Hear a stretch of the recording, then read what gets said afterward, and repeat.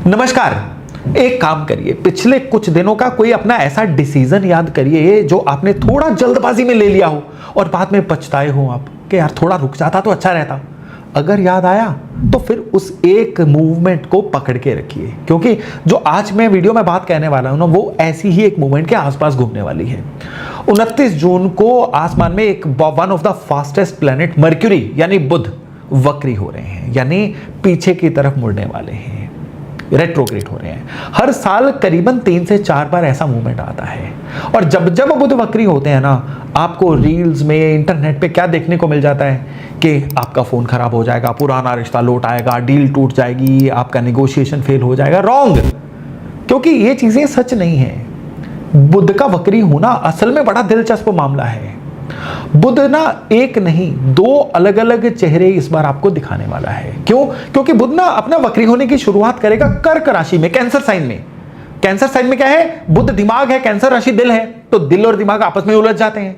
फिर 4-5 जुलाई के आसपास बुध चुपके से पीछे खिसक आएगा और अपने राशि मिथुन में लौट आएगा, जहां सोच तो साफ हो जाती है पर शोर शराबा इतना कि इतनी खबरें, इतनी इंफॉर्मेशन होती है कि बंदा चकरा जाता है।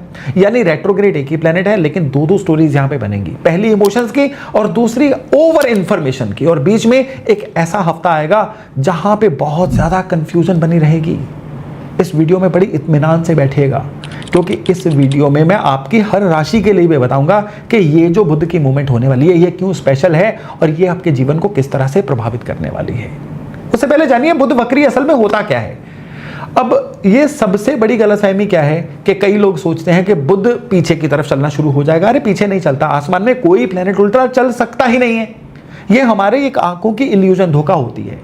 आप जैसे ट्रेन में जा रहे हैं, ट्रेन आपके प्लेटफॉर्म पे खड़ी है, साथ वाली ट्रेन जब चलनी शुरू होती है आपको लगता है ना कि आपकी ट्रेन चलनी शुरू हो गई है। ये ऑप्टिकल इल्यूजन होती है। यानी बुध भी यही है ना, उल्टा चल रहा है, हमें वह स्पेशल प्रभाव देगा आसमान में, चाहे वो कैसा भी चल रहा हो। क्या होता है कि यहाँ पे हमें क्या लगता है, पहले रफ्तार कम करेगा, थोड़ा ठिठकेगा और फिर पीछे की तरफ हमें चलता हुआ दिखेगा। पर एस्ट्रोलॉजी की नजर में क्या है कि बुध किस किस चीज का मालिक है? बुध आपकी सोच का, आपकी वाणी का, आप एनालिसिस कैसे करते हैं, हिसाब किताब कैसे रखते हैं, आप किसी से कॉन्ट्रैक्ट, वो हर छोटी समझदारी जिससे आप दिन भर में सो छोटे मोटे फैसले ले लेते हैं, एक मामूली व्हाट्सएप के मैसेज से लेके पूरी बैलेंस शीट तक, अपने जो गॉसिपिंग करते हैं ना, गपशप, उससे लेके इवन लिटिगेशन के कागजों तक, सब कुछ इसी बुध के हाथ में है। अब जरा इमेजिन करिए कि पूरे शहर का ट्रैफिक संभालने वाला आदमी अचानक से थोड़ा सा स्लो पड़ जाए, सुस्त पड़ जाए, थोड़ी दुविधा में आ जाए। अब गाड़ियां फंसेंगी तो हर चौराहे पे जैम भी लग जाएगा। बातें बंद तो होंगी नहीं, पर बातें उलझ जाएंगी। यही होता है जब मरकरी रेट्रोग्रेड होता है। सीधी बात भी 7 मोड़ खा के अब तक पहुंचती है।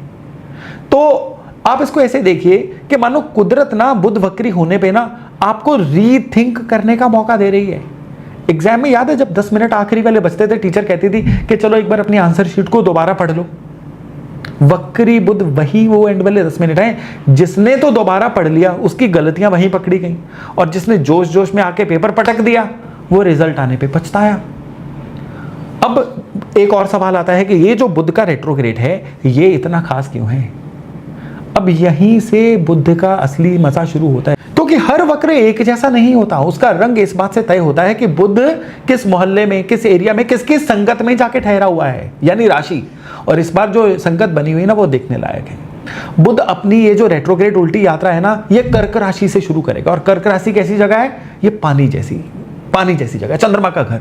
यहाँ यादें हैं, कंफर्ट जोन है, आपके सिक्योरिटी एरिया है, और सबसे बड़ी बात कि यहाँ पे इमोशंस होती हैं। अब यहाँ पे बैठा बुध जो ठंडा, हिसाबी किताबी, बड़ा तर्क वाला प्लेनेट है। सोचिए क्या गुल खिलेगा। जिस आदमी का काम है 2 और 2 4 करना, वो अचानक भावनाओं के समंदर में तैरने लगे, तो नतीजा फैसले दिमाग से नहीं, दिल के दबाव से होने लगते हैं कर्क राशि में। और सबसे खतरनाक बात, आदमी को पूरा यकीन रहता है कि वो बड़े लॉजिक से सोच रहे हैं, जबकि अंदर ही अंदर वो सिर्फ अपने डर, अपनी इनसिक्योरिटी, अपने मोह के वश में आके अपने फैसले ले रहा होता है। बड़ी गहरी बात है, यहीं पे ट्विस्ट आता है। इस कर्क में बुध अकेला नहीं बैठा, इसके साथ बैठा हुआ है गुरु, पूरी अपनी शानो शौकत में, क्योंकि गुरु उच्च राशि का है, यहाँ पे एक्सॉल्टेड है। अब गुरु माने ज्ञान, सलाह, उपदेश। तो माहौल कैसा बनता है भाई? माहौल ऐसा बनता है कि हर तरफ ज्ञान बट रहा है, हर दूसरा आदमी बृहस्पति बन के घूम रहा है, सलाहों की तो जैसे बाढ़ आ गई हो, पर असली समझ वो कहीं पीछे छूट जाती है।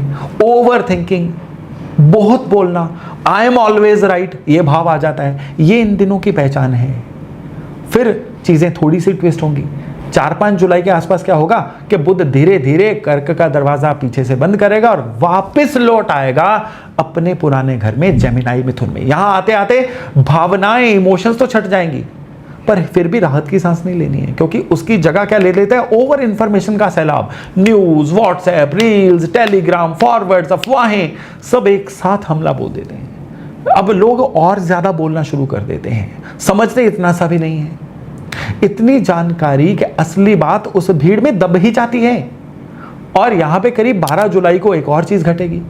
ये बुध जो है सूरज के इतना नजदीक चला जाएगा कि कंबस्ट हो जाएगा, अस्त हो जाएगा, उसकी तेज रोशनी में जैसे खो सा ही जाता है। अब इस हफ्ते बुद्धि पे मानो एक हल्का सा भ्रम का पर्दा पड़ जाता है। बात ना पूरी तरह से साफ दिखती है और जो भी फैसला लोगे वो तुक्के से लिया गया फैसला, अंधेरे में फैसला लिया गया। पूरे सफर का सबसे नाजुक हफ्ता ये रखिएगा, इसको अपने दिमाग में रखिएगा। अब फिर आखिरकार 24 जुलाई की सवेरे यहां पे बुध गहरी सांस लेगा और फिर से सीधा चलना शुरू हो जाएगा। ये करीबन मिथुन राशि के 22 डिग्री के आसपास होगा। बस उसी पल ना पूरी तरह से ये धुंध छटेगी और फिर से दुनिया को सब कुछ स्पष्ट साफ दिखना शुरू हो जाएगा। तो पूरी अब ये जो मैंने आपको पॉइंट्स बताए ना, इसको एक धागे में पिरोइए कि शुरू में दिल और दिमाग के बीच में एक बॉक्सिंग होगी, रस्साकशी होगी, बीच में खबरों का शोर होगा, फिर सबसे कम रोशनी का हफ्ता और अंत में सब कुछ साफ। ये पूरे का पूरा इस सफर का नक्शा है। इसको बस अपने दिमाग में रख लीजिए। अब अपनी जिंदगी में आपको क्या दिखेगा, इस सारी बात को हम जरा डिस्कस करते हैं। ये जो करीबन 24-25 दिन होंगे ना, इसमें आपकी रोजमर्रा की जिंदगी में भी काफी घटनाक्रम होंगे जो बड़े इंपॉर्टेंट होंगे। सुबह आप बड़े यकीन से किसी चीज का फैसला ले लोगे कि बस आज का दिन तो भाई यही करना है। दोपहर तक ना प्लान रिवाइज होना शुरू हो जाएगा, मन डोलना शुरू हो जाएगा, फिर शाम होते होते बैक टू नॉर्मल, फिर वहीं के वहीं और जहां से आपने शुरू किया था। ये रेस्टलेसनेस की निशानी है इस दौर की। और सबसे बड़ी बात कि आपका मन किसी बात को बार बार पलटता रहेगा कि जैसे कोई पुराना रिकॉर्ड अटक जाता था ना एक ही जगह पे, और फिर वही से पुरानी चीज़ें अचानक लौट आती हैं। इवन क्या होगा कि इस समय में ना कोई पुराना लेन देन सामने आ जाएगा और दिमाग फिर उसी को बड़ा चबाने बैठ जाएगा। और मैं अपने एक्सपीरियंस से आपको एक बात बता रहा हूँ, वक्री बुध में जो झगड़े होते हैं ना, वो नए नहीं होते हैं। वो क्या होता है, पुरानी गलत फहमियां रीसरफेस होती हैं जो दोबारा सतह पे तैर के आती हैं। और जुबान की बात करें, क्योंकि बुध जुबान भी तो होता है, जुबान इन दिनों में ना बड़ी फिसलने वाली जुबान हो जाती है। घर में, इवन ये सोशल मीडिया पे, व्हाट्सएप ग्रुप पे, मैसेज बॉक्स में, आपके ऑफिस की मेल में, आपने कुछ कहा, सामने वाले ने कुछ समझ लिया और देखते ही देखते क्या हो गया, राई का पहाड़ बन गया। और इन दिनों में ना कुछ भी सेंड करना है, बोलना है, रिएक्ट करना है, लंबी सांस लीजिए। इस लंबी सांस के अंदर जाने बाहर आने के बीच में ही आपका मामला आपकी फेवर में चला जाएगा, यानी होल्ड करिए। और पैसों के मामले में भी, बिल पेमेंट हो, जीएसटी हो, कोई और कैलकुलेशन हो, पुराना हिसाब किताब नक्की करना हो, ये वो जगह है जहां आज की भूल जो है कल पे बड़ी भारी पड़ेगी। और सबसे बड़ी बात है कि मैसेजेस में भी ना फॉरवर्ड करते वक्त ध्यान दीजिए कि खबर पक्की है, पर एक बार मतलब खबर पक्की है समझ के किसी भी चीज़ को फॉरवर्ड मत करिएगा। वक्री बुध में कई बार इसी चीज़ के लेने के देने पड़ जाते हैं, मैंने बहुत बार देखा है। और जो लोग स्टूडेंट्स हैं उनके लिए तो बड़ी खास बात है। पढ़ाई में इस समय में मन ना बड़ा उचाट सा रहेगा, याद किया हुआ भूलना शुरू हो जाएगा, फोकस बार बार टूटेगा। पर डोंट वरी, ये क्या है, ये प्लैनेटरी पोजीशन हो रही है, बड़ा टेम्परेरी फेज है। इस समय में आपको बस पढ़ने का तरीका थोड़ा सा बदलना है। अब इस पूरी बात को ना एक लाइन में गांठ में बांध लीजिए कि इन दिनों गलती जो है ना वो काम में नहीं होगी। गलती कहां होगी? गलती जल्दबाजी में होगी। इवन बुध जो है ना, ये सरकार की जुबान भी है, बयान, सफाई, पॉलिसी। ये जब प्लेनेट वक्री होता है ना, तो इन्हीं शब्दों के गलत समझे जाने का खतरा बढ़ जाता है। बात कहीं किसी मतलब से जाती है, मतलब कोई और निकाल लिया जाता है। मीडिया की कहानियां रातों रात पलट सकती हैं और जनता का मन भी ना इन दिनों में थोड़ा सा ज्यादा भड़कने वाला हो सकता है। आजकल तो नई नई पार्टियां भी आ रही है ना, किसी एक बयान को लेकर नई पार्टियां ही बन रही हैं। ये चीजें इस समय में गति पकड़ सकती हैं। चूंकि देखिए, इस सफर की शुरुआत कहां से हो रही है? कर्क राशि से, जहां बात होती है नेटिव लैंड की, मातृभूमि की, जमीन की, पानी की, घर की, जनता के दिल की। तो चर्चाएं घूम सकती हैं इन्हीं घरेलू मुद्दों पर। और ऊपर से बरसात का मौसम है, मॉनसून जो है उसकी भी बड़ी चर्चा हो रही है, कहाँ कहीं बिल्कुल नहीं आ रही है, कहीं ज़्यादा आ रही है। तो पानी, ज़मीन, सूखा, बाढ़ जैसी बातें भी ना कुदरती तौर पे इस समय में बड़ी ज़्यादा पॉपअप हो सकती हैं। और जब बुध मिथुन राशि में लौटेगा ना, तो फिर ध्यान कहाँ जाएगा? फिर ध्यान जाएगा अगेन कहे गए शब्दों पे और कम्युनिकेशन पे, बहस पे, ट्वीट्स पे, वायरल क्लिप्स पे, किसी की जुबान का फिसल जाना, किसी नीति की गलत व्याख्या। इसलिए इस दौर में किसी भी बड़ी खबर को फटाफट अंतिम सच मत मानिएगा। इस समय में थोड़ा ठहरिए, एक से ज़्यादा जगह से कॉन्ट्रा चेक करिए, दोबारा जांचिए, फिर आगे बढ़िए। अब यहाँ पे देखिए, मैं ये नहीं कहूँगा ऐसा होके ही रहेगा, ऐसा नहीं होगा। मैं इतना कह रहा हूँ कि ये वक्त शब्दों को संभालने का है, अफवाहों से दूरी बनाने का है और हर खबर के पीछे की असली बात का इंतजार करने का है। चलिए खैर, अब हम आगे बढ़ते हैं और देखते हैं कि ये जो बुध का वक्री होना है हर चंद्र राशि के लिए कौन से नतीजे लेके आएगा। तो चलिए बात शुरू करते हैं मेष यानी एरीज से। भाई इस दौर की हलचल आपके घर की दहलीज पे दस्तक देगी। परिवार, जमीन, जायदाद, गाड़ी, इसी के इर्द गिर्द मन इन दिनों जल्दी गर्म हो सकता है। घर के किसी पुराने मसले पे गुस्से में आके कोई बड़ा फैसला भी ले सकते हैं, या प्रॉपर्टी या गाड़ी का कोई कागज इस समय में आपसे गलत साइन हो सकता है या कोई गुम भी हो सकता है। इस समय में ना बुधवार को घर की किसी बुजुर्ग महिला या माँ का आशीर्वाद लेना, ये तो वैसे तो रोज ही लेना चाहिए, लेकिन बुधवार को तो स्पेशली, और घर के माहौल को एफर्ट करके शांत रखना, ये इस समय में आपके लिए बड़ा जबरदस्त एक रेमेडी टाइप चीज बन जाएगी। फिर टॉरस यानी वृषभ की बात करें तो वृष राशि का सारा खेल इस बार जुबान का है। आपके बोले और लिखे हुए वर्ड्स, आपके छोटे भाई बहन, छोटी यात्राएं, ये वो समय रहेगा जब आपका एक रॉन्ग मैसेज या एक बिना सोचे भेजा गया कोई भी संदेश बड़ा महंगा पड़ सकता है। तो जो भी भेजो एक बार ठहर के पढ़ के भेजो, और कोई ज़रूरी बात कहना हो ना तो पहले मन में फिर कागज़ पे, या कहते हैं ना पहले तोलो फिर बोलो। ये इसको अपने जीवन में इस समय में तो ज़रूर अप्लाई करिएगा।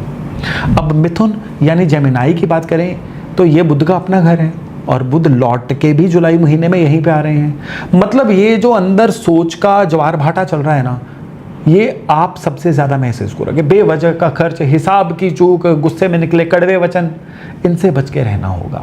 खर्च का लिखा पढ़ी वाला हिसाब रखो, और जब मन भारी लगे ना तो चुपचाप भगवान विष्णु की शरण में जाओ। ओम विष्णवे नमः, इसका रोज़ाना पाठ करो। इससे आपके मन को बड़ा बल मिलेगा और आप गलतियां करने से भी बचोगे।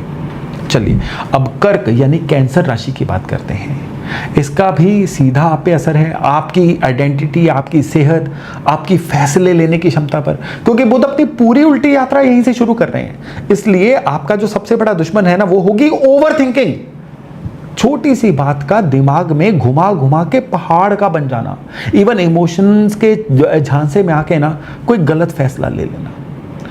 आप रोज सुबह अब थोड़ी देर का मौन रखना शुरू करिए, कुछ ब्रीद इन ब्रीद आउट करिए और गणपति जी का स्मरण करिए।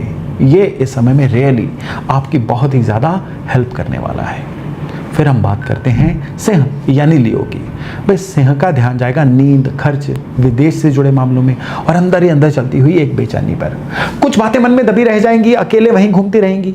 तो यहाँ पे दो काम करिएगा कि अपनी उलझन किसी भरोसे के इंसान में बांटिएगा, और रात को सोने से पहले ये स्क्रीन टाइम या फालतू टीवी भी देखना थोड़ा सा बंद करिए। और फिजूल का खर्च और ये जो गॉसिप होता है ना, छिपी बातें, चुगली, निंदा, ये दोनों चीज़ें आपके अगेंस्ट यूज़ होंगी और इनसे दूरी बनाना ही आपके लिए फ़ायदेमंद रहेगा। अब हम बात करते हैं कन्या यानी वर्गों की। ये भी बुध की राशि है, तो असर आप साफ साफ महसूस करोगे। ध्यान जाएगा कमाई पे, दोस्तों पे, बड़े सामाजिक गेट टुगेदर्स पे, गलत लोगों की सलाह और बड़ी अफवाहों के अंदर बह जाना भी इस समय में पॉसिबल हो जाएगा। और जैसे होता है ना कि कोई भी आपको स्कीम मिली है, पक्की टिप मिली है, उसको थोड़ा शक की नज़रों से देखिएगा, आपका फ़ायदा रहेगा। और बुधवार को इस महीने में जितने भी बुधवार आएंगे ना, हरी मूंग की दाल दान करिए, ये भी आपके लिए बड़ा फ़ायदेमंद रहने वाला है। अब हम बात करते हैं तुला यानी लिब्रा राशि की। इस बार ना सीधे आपके करियर पे इसका प्रभाव पड़ रहा है। आपकी साख, आपके बॉस, आपके जितने भी काम हैं, और बड़ी बात यह है कि सभी लोग आपकी बात को उल्टा मतलब निकालेंगे। तो ऑफिस के हर कम्युनिकेशन में, ऑफिशियल कागजों में भी सावधानी बरतिए। जो कहा है अपनी सफाई ज़रूर दीजिए, गलतफहमी को बढ़ने मत दीजिए, क्योंकि इससे क्या है, बरसों की बनाई हुई उम्मीद एक झटके में आपकी खराब हो सकती है। और कोई भी ज़रूरी मेल भेजने से पहले ना मतलब मैं मेल की बात अकेले नहीं कर रहा हूँ, काम के सिलसिले में कोई भी मैसेज भेजने से पहले उसको एक बार रीचेक करिए, आपके लिए फ़ायदेमंद ही रहेगा। फिर हम वृश्चिक की बात करें, स्कॉर्पियो की, तो आपका क्या है कि इस समय लंबी यात्राओं की तरफ ध्यान रहेगा। सोच इन दिनों में ना क्या है, ओवर थिंकिंग में कन्वर्ट हो सकती है। आपके कोई बड़े फादर या इवन आपके टीचर्स, उनसे आर्गूमेंट में मत पड़िए। घर के किसी सीनियर मेंबर की सेवा करिए और विष्णु जी का स्मरण करिए, विष्णु सहस्त्रनाम का पाठ करिए। ये आपके अंदर की जिद को भी ये उपाय घोलेगा और ये जो फेज है आपके लिए बड़ा अच्छा बीतेगा, नुकसान नहीं होने देगा। फिर धनु यानी सेजिटेरियस की बात करें तो आपका वास्ता पड़ेगा अचानक से होने वाले चेंजेस से, इवन दूसरों के साथ जुड़े हुए पैसे से, लोन से, टैक्स के रिफंड से, इंश्योरेंस से, इनहेरिटेड प्रॉपर्टी से, कोई पुराने छिपे हुए मामले सामने आ सकते हैं। कोई ऐसा फैसला जल्दबाजी में मत लीजिएगा जो आपको अल्टीमेटली नुकसान दे। बड़ा फैसला सोच समझ के लीजिएगा। और फाइनेंशियल मैटर्स के जो कागज़ वगैरह है ना, ये थोड़ा सा ध्यानपूर्वक पढ़िएगा। हर बुधवार को किसी ना किसी गरीब को कुछ ना कुछ खाना वाना खिलाते रहिए। अब हम बात करते हैं मकर यानी कैप्रिकॉर्न की।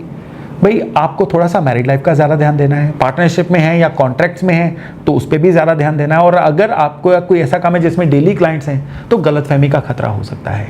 ये मत मान के चलिएगा कि सामने वाला मेरी बात समझ ही गया होगा। और जुबानी वायदे पे किसी भी काम कारोबार में भरोसा मत करना। जो बात करनी है रिटर्न में करो या कन्फर्म करके करो। और पार्टनर्स की पूरी बात को सुनना बिना बीच में रिएक्ट किए इस महीने में आपका चैलेंज रहेगा। इसको पूरा कर गए तो फिर आपका समय रहेगा बहुत अच्छा। अब कुंभ यानी एक्वेरियस की बात करें तो हेल्थ पे ध्यान दीजिए, रोज की रूटीन पे ध्यान दीजिए, अपनी नौकरी पे भी ध्यान दीजिए। और इस समय में कंपटीटर परेशान कर सकते हैं। इवन सेहत के छोटे छोटे इशारे पकड़िएगा, बॉडी क्या कह रही है, नींद, पेट, स्किन, एक तय रूटीन पकड़ के रखिए। खाने पीने में ध्यान रखिए और मतलब बार बार कह रहा हूँ, शरीर के छोटे संकेतों को नज़रअंदाज मत करिएगा। पक्षियों को रात की भिगोई हरी मूंग की दाल डालिए, बड़ी सारी चीज़ें आपके कंट्रोल में रहेंगी। और फिर हम बात करते हैं आखिर में मीन यानी पाइसेस राशि की। इस महीने में ना ये बुध का वक्र आपका ध्यान ना संतान की तरफ, कुछ नया सीखने की तरफ या प्यार मोहब्बत की तरफ खींचेगा। इन दिनों ना दिल आपके लॉजिक पे भारी पड़ सकता है, तो स्पेकुलेशन पे थोड़ा सा कम जाइएगा। और प्यार मोहब्बत में जल्दबाजी में कोई रिएक्शन मत दीजिएगा, घबराहट में कोई फैसला नहीं लेना है। और जो भी आपकी लाइफ में इस समय में मैटर आता है ना, आराम से बैठिए, लंबी सांस लीजिए, सोचिए। पैनिक में रिएक्शन करना आपके लिए बहुत अच्छे से इस समय में मना है, पैनिक होगा। अब मैं ना एक आपसे ना यूनिवर्सल उपाय की बात करता हूँ, क्योंकि पता क्या होता है, उपाय तो उपाय होता है, उपाय से ज़्यादा ज़रूरी होता है कि आप प्लैनेट्स की मूवमेंट के अनुसार खुद को चेंज कैसे करते हैं। उपाय की बारी उसके बाद आती है। तो बुधवार वाले दिन रात की भिगोई हरी मूंग की दाल सुबह पक्षियों को डालना सारी राशि वालों के लिए अच्छा रहेगा। और सबसे बड़ी बात क्या है कि जब बुध आपका होगा अस्त होगा जुलाई के मध्य में, तो उस समय में भी आप लोगों के लिए बहुत ज़रूरी होगा कि सूर्यांजलि देना और माँ दुर्गा का जप करना। ये आपको वो वाली ताकत, वो वाला कनेक्शन देगा जिससे कि चीज़ें आपकी फेवर में हो सकती हैं। तो दोस्तों, ये जो बुध का वक्र है ना, ये उपाय करिए, ये परहेज करिए और अपने जीवन को इन सलाहों से अच्छा बनाने की कोशिश करिए। क्योंकि ये समय अगर आपने सही से यूज़ कर लिया ना, तो फिर आगे आपकी राशियों के लिए जो जो प्लैनेट्स का अच्छा समय आ रहा है ना, उसको बड़े अच्छे से आप इनकैश भी कर पाओगे। चलिए अभी वाणी को विराम देता हूँ और वायदा करता हूँ बहुत जल्द एक नए वीडियो नए टॉपिक के साथ मिलने का। तब तक अपना खूब ध्यान रखिएगा। नमस्कार।